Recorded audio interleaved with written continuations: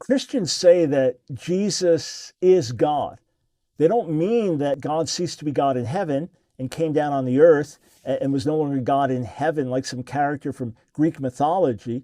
They believe and understand that the Father, through whom all things were created, the source of all things, remains enthroned in heaven, filling the universe with his presence, and that the Holy Spirit works invisibly among us. But yes, as followers of Jesus and believers in the scriptures, we believe that Jesus himself is eternal deity.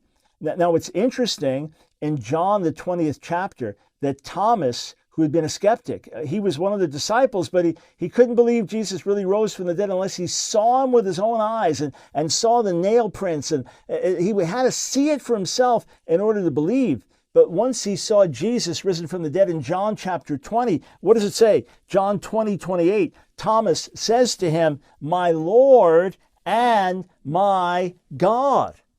Wow.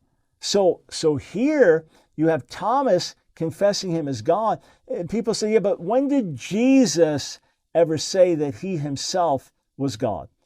Well, of course, he tells us in John 10 that he and the Father are one. You say, yeah, but John 17, he prays that we would be one with him the way he's one with the Father. Does that mean we all become God? Okay, that's a fair question. Well, what he tells us in John 14, that if we've seen him, we've seen the Father. So he and the Father are one in a unique sense. But it goes beyond that. When he calls himself the Son of God in unique relationship with his Father, the Jewish opponents in John 5 recognize that he's making himself equal with God. You say, but doesn't he say anything even more clear than that? Well, the clearest proclamation is in John chapter 8, verse 58. And there are many other ways that Jesus speaks of himself of being divine and being from above and being sent here into this world on a mission.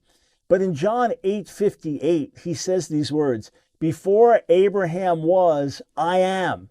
So Abraham lived 2,000 years before Jesus. Jesus doesn't even say, "Before Abraham was, I was." That would be enough to speak of him as being pre-existent. But no, he says, "Before Abraham was, I am."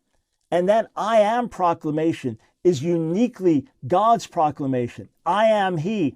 I am the one. I am. I am the eternal one. I am the I am. Jesus, strikingly, is identifying himself with Yahweh, the Creator, in John 8:58, the clearest passage where Jesus identifies himself as being God.